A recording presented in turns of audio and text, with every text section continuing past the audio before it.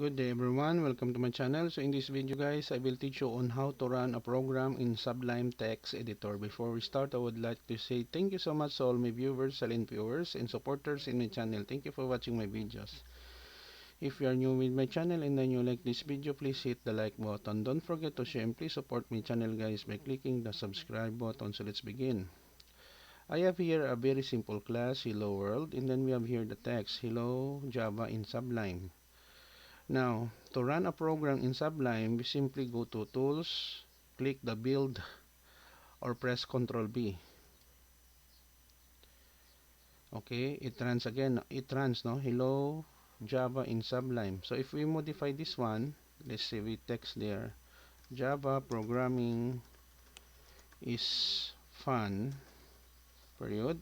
Ctrl S to save, and then press Ctrl B to run shortcut in the keyboard. Okay, so we have here the output. Java programming is fun in Sublime. One of the things that I have learned here and observed in Sublime is that writing a program and running in Sublime is very fast. It took only 1.7 seconds to execute this Hello World program in Sublime.